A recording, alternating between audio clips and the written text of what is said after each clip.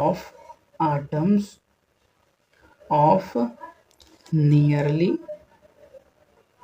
same electronegativity इसको define कैसे करेंगे? इन हेट्रोन्यूक्लियर, हेट्रो माने डिफरेंट, हेट्रोन्यूक्लियर, हेट्रो का मतलब क्या होता है? डिफरेंट, डिफरेंट, डिफरेंट, ERENT, अलग अलग न्यूक्लियस वाले। जैसे कौन कौन सा? एक फ्लोरीन हो गया, एक ऑक्सीजन हो गया, ठीक है।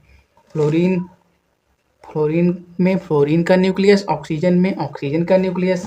इन हेट्रो न्यूक्लियर, अलग अलग न्यूक्लियस वाले। Diatomic, atomic, molecule. जब देखो मॉलिक्यूल फॉर एग्जांपल हम ले लो AB, ठीक है। FO क्या है? डाई अटोमिक, ठीक है।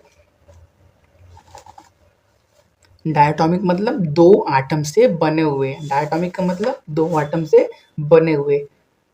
Diatomic molecule if both the atoms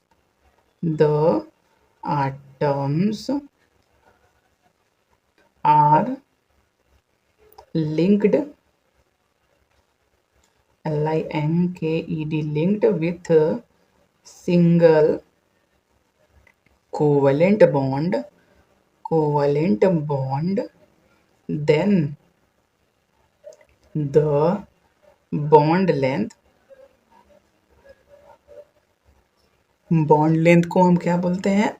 R को हम क्या बोलते हैं? इंटर न्यूक्लियर डिस्टेंस, ठीक है।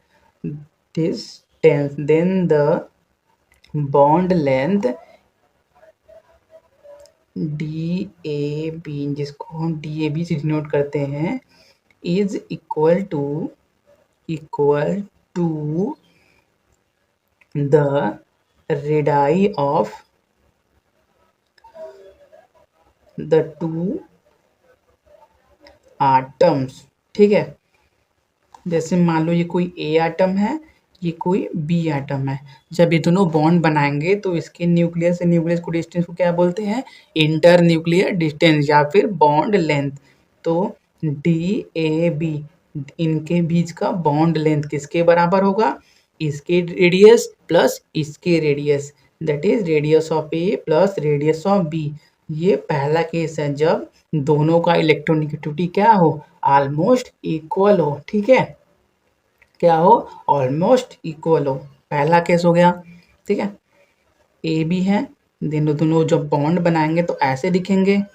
ये इसका न्यूक्लियस, ये A का न्यूक्लियस, ये B का न्यूक्लियस, सिंगल बॉन्ड बनाए हैं। इसको क्या बोलते हैं? बॉन्ड लेंथ या इंटर न्यूक्लियर डिस्टेंस। इसके न्यूक्लियस से इसके न्यूक्लियस का डिस्टेंस का दूरी, ये किसके बराबर होगा? इसके रेडियस प्लस इसके रेडियस, ठीक है। सिंपल है, पहला केस सिंपल है, कोई प्रॉब्लम नहीं, ठीक। अब बात करेंगे दूसरे केस की। पहला केस में से ज़्यादा क्वेश्चन नहीं पूछता, मैक्सिमम जो क्वेश्चन पूछता है वो क्या पूछता है? सेकंड क्वेश्चन से। देखिए अगर इसमें से क्वेश्चन को पूछेगा भी तो जानते हो कैसा पूछेगा? आपको ये दिया रहेगा, ये पूछ लेगा, या फिर ये दोनों दिया रहेगा, ये पूछ लेगा। तो सिंपल है, ऐड कर दो। अगर आपको ये दिया है, ये पूछ रहा है, अरे यार सिंपल मैथमेटिक्स है।